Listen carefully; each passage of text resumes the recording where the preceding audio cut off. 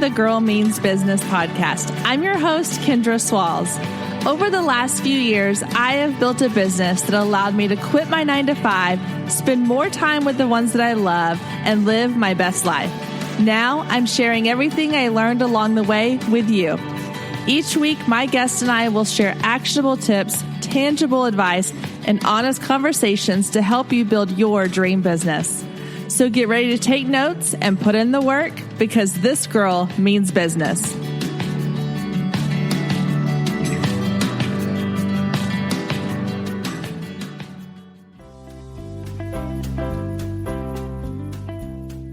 Hey guys, and Merry Christmas. Welcome to the last episode of the Girl Means Business podcast for 2019.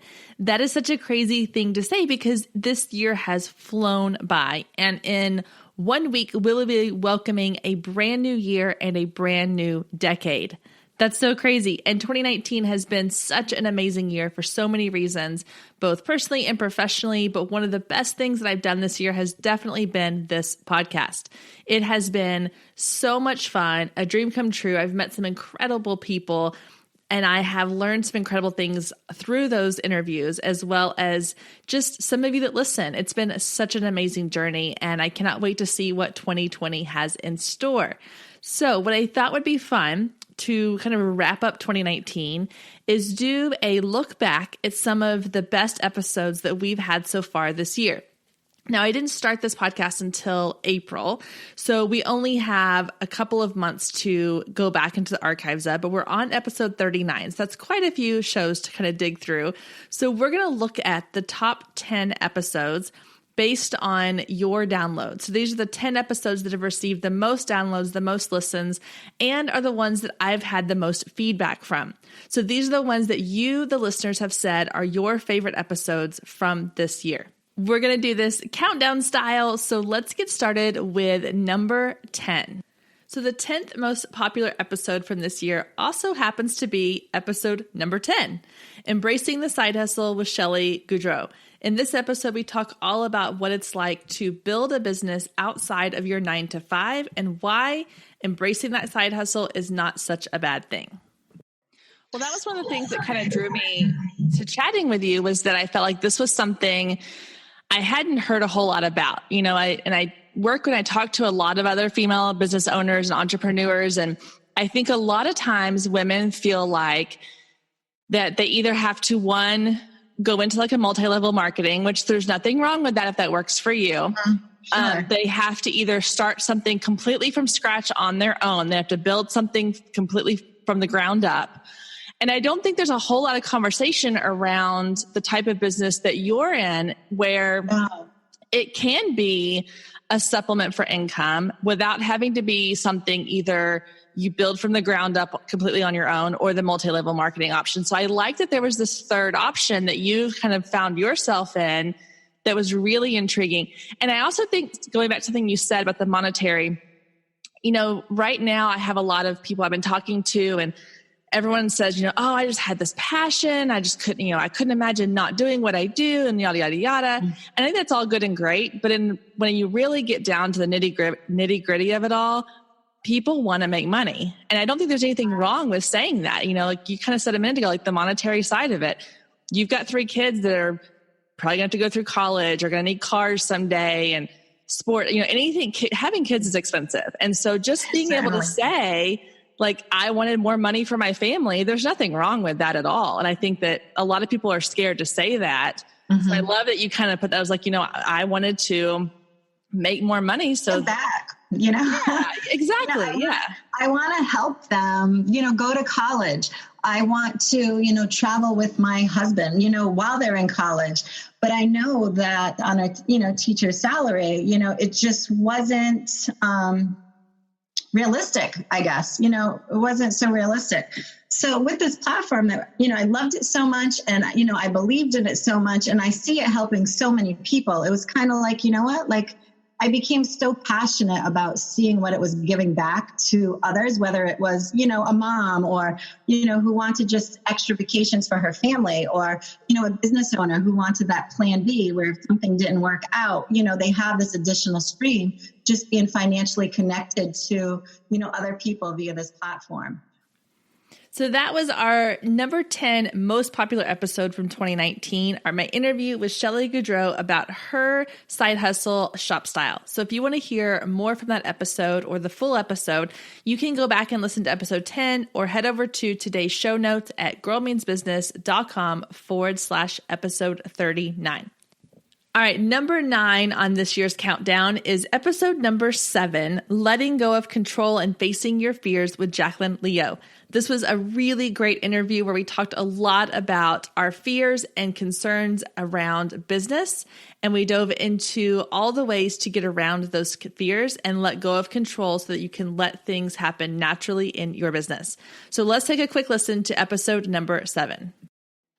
It's not so much about the systems and the applications. Like, you can figure those out. It's more about managing your mindset around saying I'm a business owner, telling people what you do, making offers, pitching yourself, promoting yourself, and doing it in a way that feels right for you. And they're like, going back to what you said about people not getting what you're doing. Oh my gosh. I just went to a family dinner the other night with people I hadn't seen in forever. And they're like, oh, you work? And I'm like, yeah, yes, I have been for 5 years. Thank you. I think my dad literally just figured out what I did the other day.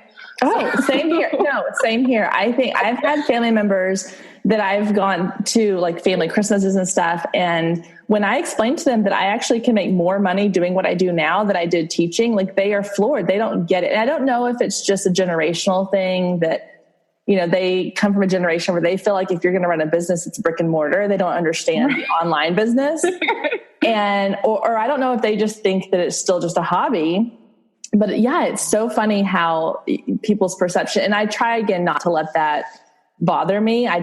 My whole theory is I'm going to let my business and my actions show them how good my business is, as opposed to me having to tell them. I want my success to show them. I love that. I love that so much. Is there anything about running your business that surprised you? Was there anything about starting your business or doing what you do now with the one-on-one coaching that you didn't expect to be part of your business, whether it's good or bad? Is there anything that surprised you? I'm going to sound like a broken record, but how much your mind is a part of it. There have been things that have come up since I've started running my business, fears, inadequacies, confidence, things that I didn't think were part of, like, that I didn't know I was thinking, that are there, and I've had to face them and in order to move beyond and to grow. And once I started doing that actively and being aware of my thoughts and my mindset, it's changed the game. Like, my business has grown so much because of addressing those things. I can definitely see why this particular episode 7, was such a big crowd pleaser, because we all have these fears and these things that we want to make sure we hold tightly. And we talked about that in so much detail in episode 7. So I think it's a really great thing to go back and listen to, especially if that is something that you are struggling with in your business right now.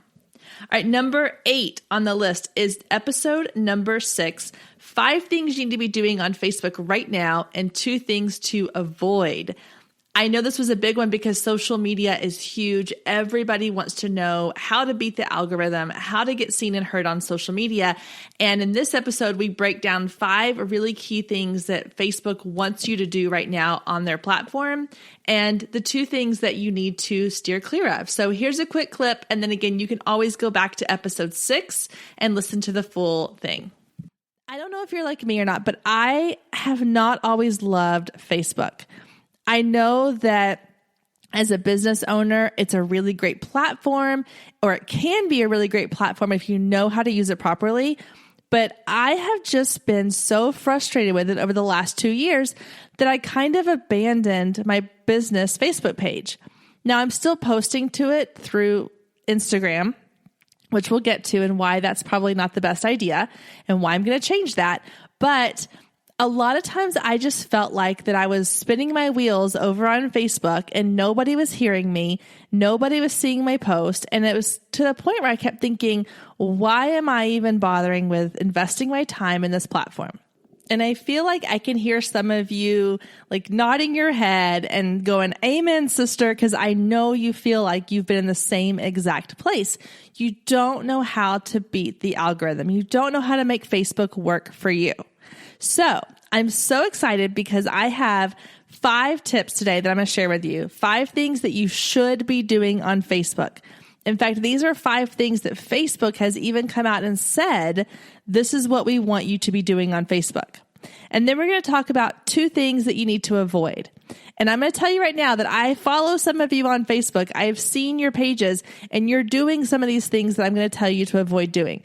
So I think you're going to find this episode super helpful, tons of really good information. And so let's go ahead and dive right in. Okay, so I want to start by saying, first of all, that one of the statistics I heard recently about Facebook that really kind of blew me away. And I will say this, as much as it blew me away, I also sort of knew this in the back of my mind. And that is that when you post content to Facebook, only an average of 1 to 6% of your followers are seeing your content. And I'm going to say that one more time. Only 1 to 6% of your followers are seeing your content. So that means for every 100 followers you have on your business page, only about 5 or 6 of them are seeing your content. Now, that can either come across as really discouraging, or you can look at it as, okay, well, now this means I need to become more strategic in how I'm using this platform. Because all that means with the organic reach is that when you log into Facebook and you post something about, had a great time at my session today, or hey, check out this latest design I created. Those types of content are only getting seen by 1 to 6%. Now, however, Facebook has said, and we're going to get into this today, that there are certain types of content that they are really looking to push out because they want people to be engaged on their platform. They are not against us. It may feel like that Facebook is against business owners. They really aren't. They want to have engaging content. They want to push out content that is going to be valuable to their clientele. If you are struggling with Facebook the way that I was earlier this year, then you definitely need to go back and listen to episode number 6. Again, I'm going to be linking to all of these episodes in today's show notes, so you can just go to girlmeansbusiness.com/episode 39. Okay. We are at number 7 on our countdown, and this is an episode following with our theme of social media where I interviewed Sandy Booth, who is a social media manager, and she was giving us all of her go-to tips on how to get better engagement on social media. So let's check it out. Well, okay, so let me back up. So if you are a new business owner, so if someone comes to you and says, okay, I have no clue how to do social media, what would you say is like the first place you should start? I usually recommend starting with Instagram because it's easier to deal with. It's a better intro platform than Facebook. Okay. Because you don't have to post as many times. And there's a lot less background work involved with Instagram than there is with Facebook. Gotcha. Okay. Because Facebook, you need to post more. You need to be a little bit more active. But with Instagram, you're posting content to your feed once or twice a day and engaging, and then you can add to your stories. But with Facebook, you're posting on there considerably more often. Yeah. Typically. So with Instagram, I just had a question that completely left my brain.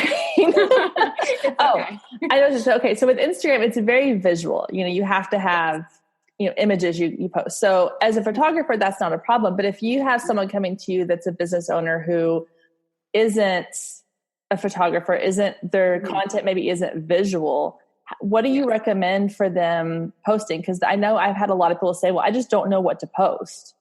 No, it is hard for a lot of people because they're like, I have no idea what to do. And it overwhelms them, which is, I understand.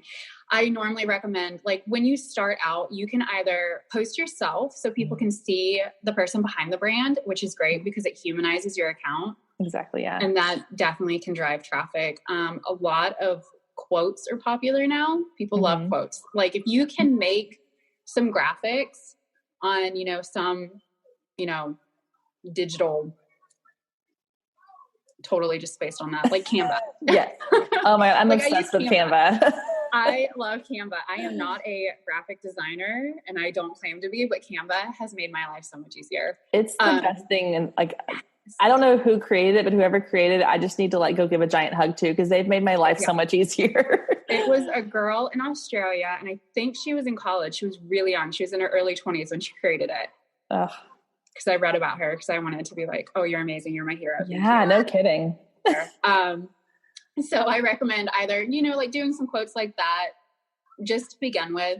And then you can take pictures, like say your real estate. You can post pictures of the houses you're working on or staging you've done. You don't have to do a whole room. You can just show a corner.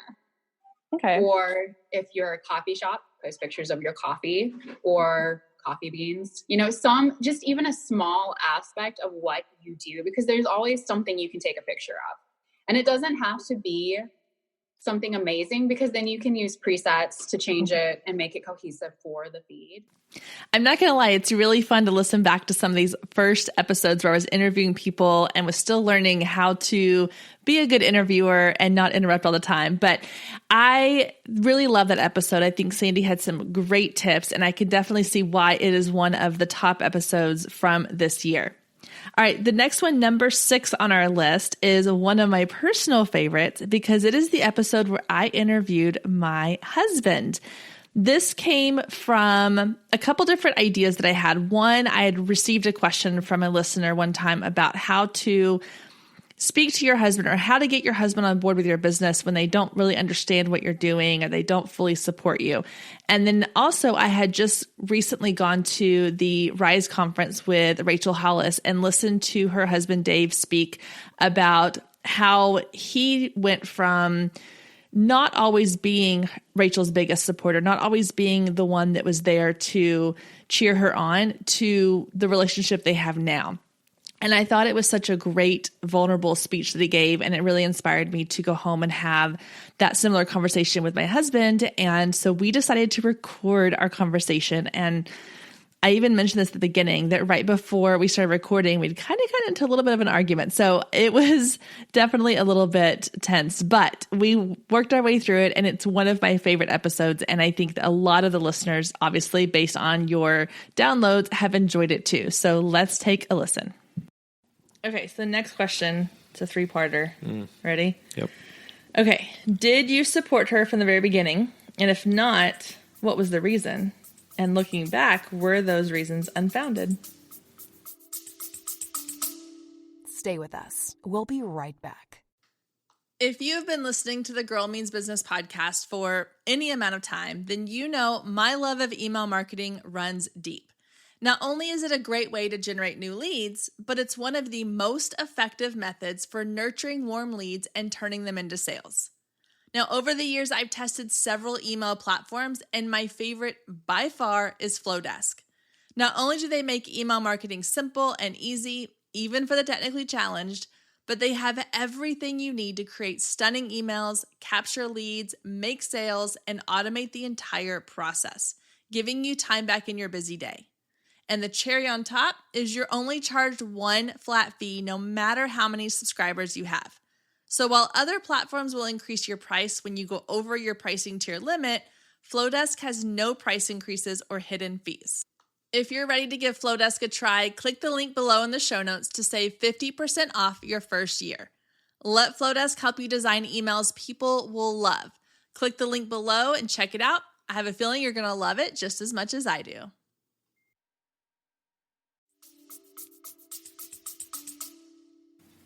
Well, I think support is kind of a different question. I always believed in you. I always believed from the beginning that you could do anything that you had thoughts to do, and anything that you had a big dream to do. I thought that you could do it. I think support I didn't support you quitting your job from day one and turning this into a full-time business. I mean, and really the only reason why I didn't support that was financially. And financially, I didn't think that you could go from, working your teaching job and then just flip the switch and all of a sudden start making a ton of money doing your other job or doing your own business. And I think when I look back, the belief in you, was still the same. I think the support issue was financial, and that's not unfounded. I mean, that's valid. I don't think it's unfounded. So I think one of the reasons why this episode is so popular with a lot of y'all listening is because you can all relate. It's a true, honest conversation that my husband and I were having about my business and about the things that have been the highs, the lows, the good, the bad, the ugly. And sometimes it's nice to pull that curtain back and get to see the insides of how things are actually running. So go ahead and take a listen to the full episode 18, over on the iTunes podcast, or you can head to today's show notes. All right, we're halfway through our list. Number 5 on our countdown of the top episodes from 2019 is number 29, creating your first lead magnet. This was a really fun one to do because I am a big fan of lead magnets. It's a great way to build your email list. And this was a really fun way to walk through some different ideas on how to create your first lead magnet and what to offer, what to provide as a free offer to your clients. So let's go ahead and take a listen to episode 29. Several years ago, it was as simple as putting a pop-up on your website and saying, hey, sign up for my newsletter. And people were willing to give their email address to get that newsletter to hear from you more often. But these days, people are holding tight to their email addresses because we all have that inbox that is flooded every morning with tons and tons of junk email that we have somehow subscribed to. So these days, if you want people to hand over their email address to you, you have to be willing to give them something of value. If you go back and listen to episode 8, I talk about my number 1 marketing tip, and that is to offer your clients value every chance you can get. And it all starts up front with the first time they get in touch with you, the first time they come across your name, your website, your landing page, whatever it might be. If you are immediately offering to give them something of value, they're going to be willing to hand over that valuable email address that they hold so near and dear in order to hear from you again. So I know what you might be thinking right about now. Okay, Kendra, this all sounds really great, but where do I begin? How do I come up with a lead magnet? I can't offer a 10% discount because that's not how my business works. Or I don't have something free I can give to potential clients. So today I'm going to walk you through the 5 steps to creating your lead magnet from scratch, as well as some examples of lead magnets that have worked really well for myself and other successful business owners. It's been really fun to look back at what the top episodes have been from this year so far, because a lot of times it's the same ones that were my favorites to record. And this one was no different. I absolutely loved talking about lead magnets. It's one of the things that when I do one-on-one mentoring sessions, that's one of the first things that we talk about is how can you offer something of value to your clients or your followers? So if you want to hear that full episode, you can head to episode 29, creating your first lead magnet, or you can head over to today's show notes at girlmeansbusiness.com/episode 39. All right, our next episode on the countdown, coming in at number 4, is episode 15, Finding What Makes You Shine with Kristen Rodriguez. So I met Kristen when I was photographing a grand opening for her fitness studio where she does aerial and pole fitness classes. And I just absolutely fell in love with her studio, with her just her story. It's just, she's an incredible, amazing person. Her energy is amazing.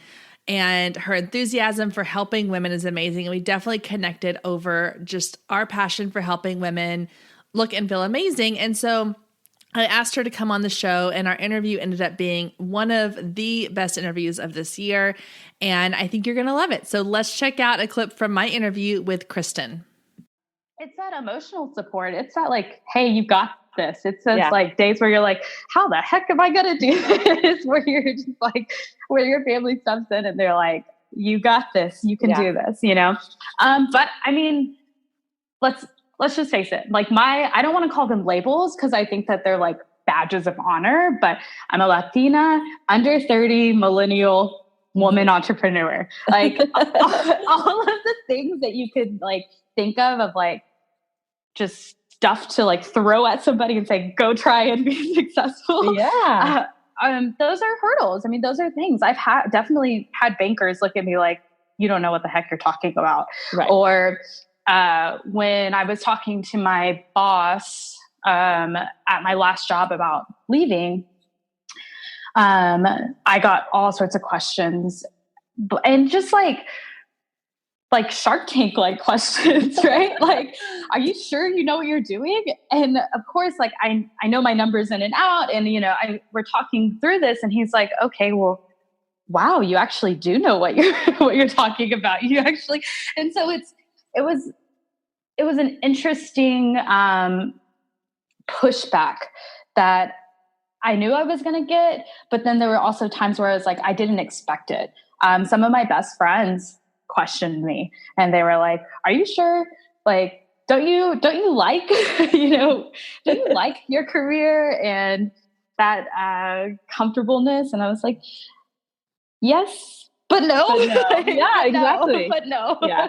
Well, and that's the thing too. I was kind of saying about the difference between, I always call them like the worker bees and the queen bees. Like you've got these people who they just don't understand that.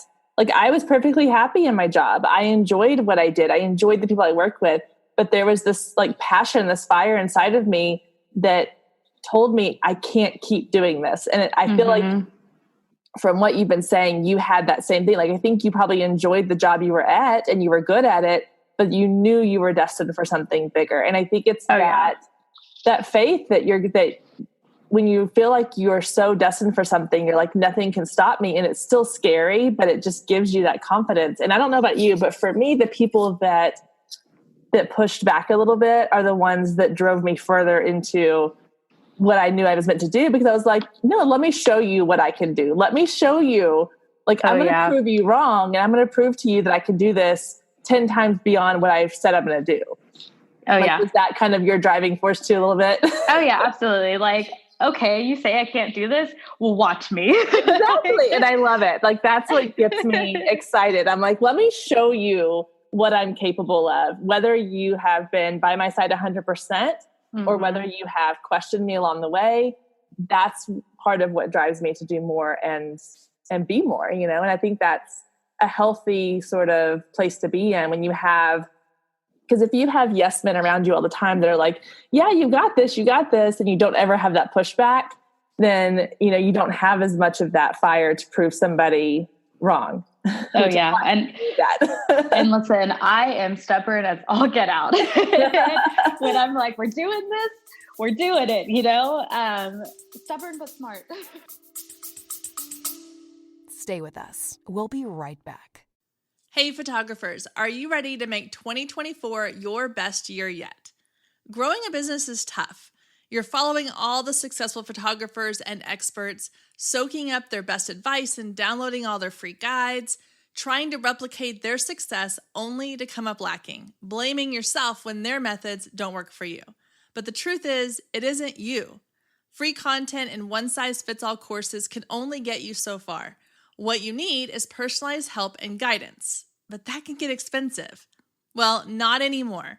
I've created the perfect solution to get you personalized results for less than $2 a day. Introducing the Focus Photographer Lab, a one-of-a-kind coaching membership that gets you one-on-one results for a fraction of the cost of traditional coaching. Inside the lab, you'll find the 3 C's to success: classes, coaching, and community. With classes, you gain access to a treasure trove of pre-recorded trainings and invaluable resources.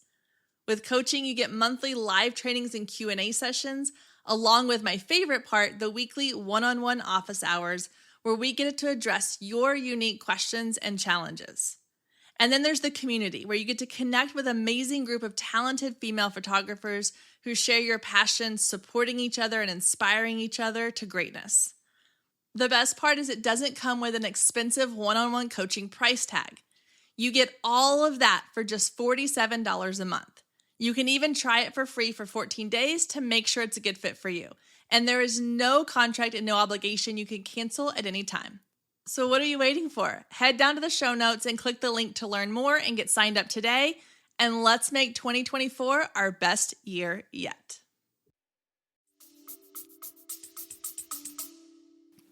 Oh my gosh, if listening to her does not get you fired up, then I don't know what will. I highly encourage you to go and listen to the full episode 15, because it's such an amazing episode, and her passion, her fire will get you excited. All right, guys, we're moving on to number 3. Number 3 is episode 2, finding your ideal client. Now, I think a big part of what makes this the top 3 is because I mention it and reference it so often in the podcast. I talk a lot about your ideal client and how important it is to know who your ideal client is, because it affects every aspect of your business. So I think part of this might be a little bit because I've pushed people back to listening to this episode, but I really do believe that it is one of the most powerful episodes that we have created so far in this podcast. So let's take a listen to episode number 2, Finding Your Ideal Client. Why this is something you need for your business. Let's really dig into how to figure out who your ideal client is, because that's the ultimate goal here. Is I want you to understand who your client is so that then you can take everything you're doing in your marketing and gear it towards that person. So I know when you start off, it's very tempting to want to be very vague about your ideal client. You want to make statements like, well, my ideal client is someone who loves fashion, or my ideal client is a bride getting married, or my ideal client is someone who loves to travel. The problem with being that general is that you're still not really attracting a specific type of person. You don't have a single person in mind. And that's the thing with finding your ideal avatar, is that you want it to be one person, not a general group of people. So you want to think of it like you're creating a character for a movie. I've even gone so far as to find a photo online, a stock photo of a female who looked like the general description of my ideal client.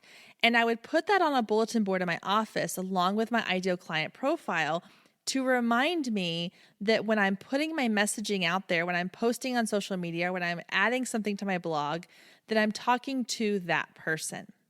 So the first thing I would tell you to do, and this is where you're going to want to grab a pen and paper, the first thing you want to do is come up with a name for your ideal client. Now, you may already know someone who is your ideal client, and if so, feel free to use them as a template or a model. You can use their name, their likeness, details about their life if you want to. This doesn't have to be someone you completely create out of thin air, but if you're just starting out or you haven't had a lot of clients that you would consider your ideal client, this is going to be where you get creative and come up with something completely on your own. So first thing you want to do is give your ideal client a name. This doesn't mean you're going to use her name in your marketing messaging or marketing materials, but it just gives you a more concrete picture in your mind of who this person is. The next thing you want to do is create a physical description of this person. And again, this is where if you want to just go and find a stock image or a photo of a person that you feel like fits your ideal client look, then go ahead and do that and just post it somewhere on your computer or on a bulletin board so that you can see it. I find for me, being a visual person, it helps me to see the actual person in front of me as opposed to just this abstract idea of someone.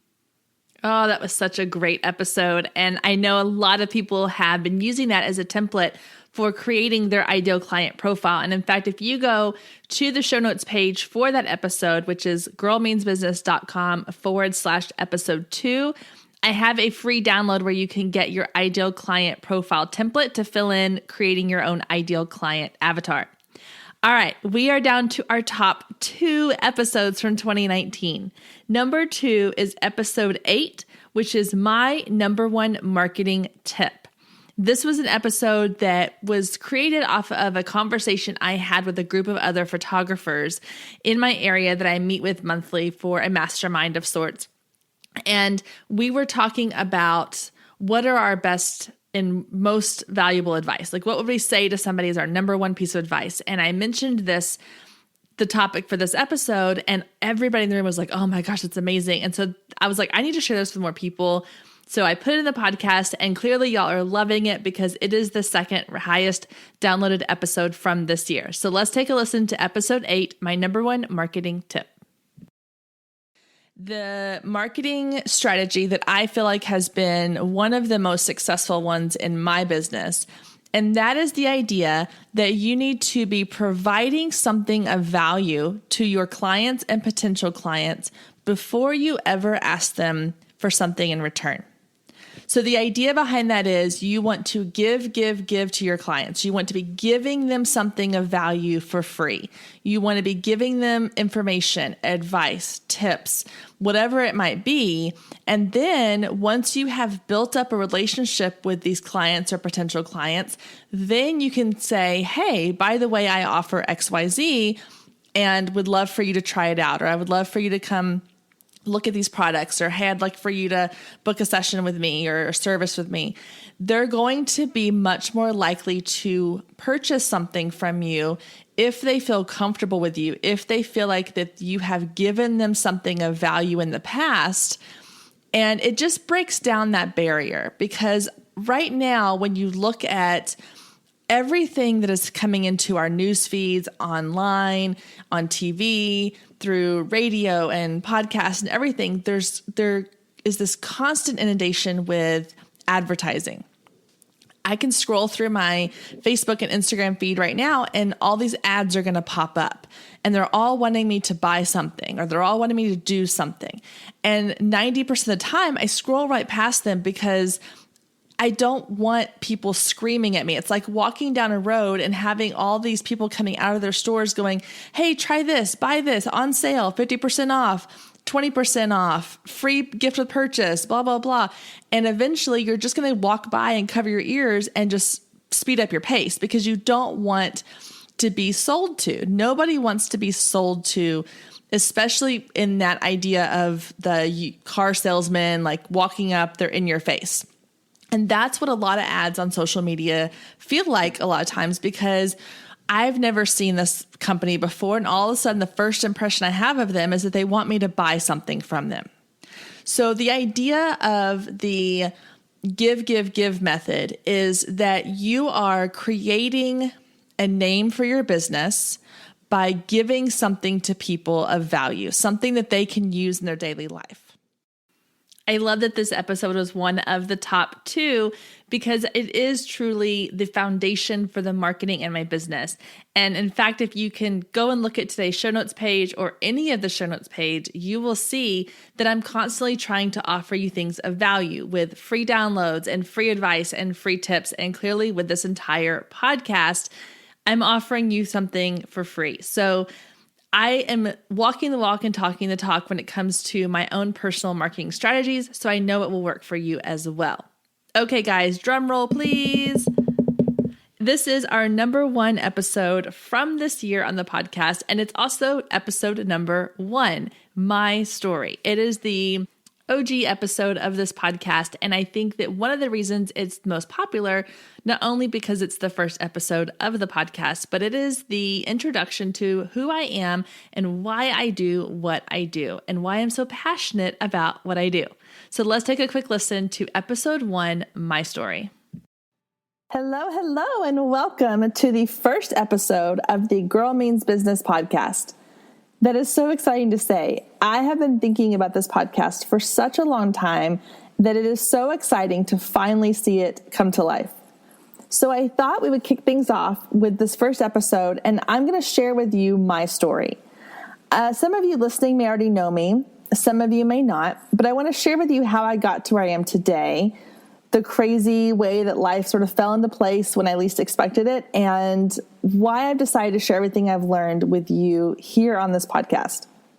So I want to take you back a few years to when the idea of starting a business all began. You see, growing up, my plan for my life was to be a teacher. That was it. I was going to be in the classroom teaching for 30 to 40 years, loving every minute of it. So I got my degree in elementary education, and right out of college, I got a job teaching second grade at an elementary school. And I did. For the first few years, I loved it. But then something happened around 5 or 6 years in.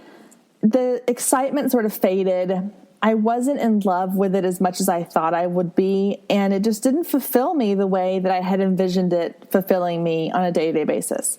So I started looking for other things to do. And at the time, my husband and I were dating, and he had all these hobbies. He was constantly going hunting and fishing and playing sports and doing something. And I remember sitting down at dinner with him one night and just saying, I don't have a hobby. You have all these hobbies, and I want something that's just for me. So he started asking me questions about, well, what kinds of things do you like to do? And that's when photography immediately popped into my brain. You see, when I was growing up, besides wanting to be a teacher, I also loved taking pictures. I constantly had a camera with me at all times, probably to the annoyance of all my family and friends, but I wanted to document everything that we did. And my room was covered with Polaroids and snapshots of my friends and I. And even in college, for fun, I took a photography course as an elective. So when I started thinking about hobbies and things that I would want to do, photography was the first thing that came to mind. So that Christmas, my husband bought me my first DSLR camera. It was a Canon Rebel, and I was so excited. And I remember thinking, okay, well, I've always shot on a film camera. This is digital, so I'm going to have a lot to learn. And even though I knew some of the basics of photography, it felt brand new, which was really exciting because I was able to immerse myself in this world that I didn't even know existed, honestly, and learn something and become a student again. So all day I'm at school teaching others, and then I got to go home at night, open up my laptop, and become the student again and learn all of this amazing information. If you haven't already listened to episode 1, now's your chance to go back and listen to the full story about how that simple Christmas present led to the amazing business and life that I now have. All right, guys. Well, that does it for this week. We have counted down the 10 best episodes of 2019 based on your downloads. These are the episodes that you have said you loved the most. And of course, you can always go back and listen to each episode in its entirety here on the iTunes podcast or wherever you listen to podcasts. You can also head over to girlmeansbusiness.com and check out all the episode show note pages there. If you head to today's show notes at girlmeansbusiness.com/episode 39, I will have all 10 of today's episodes linked so you can easily access those from that one page. And don't forget to subscribe so that you don't miss any of the episodes coming up in 2020. I have got some incredible interviews, some amazing episodes I cannot wait for you to hear. It's been funny to go back and listen to some of the earlier episodes from the podcast because even though I've only been doing this for about 8 months, I've learned so much.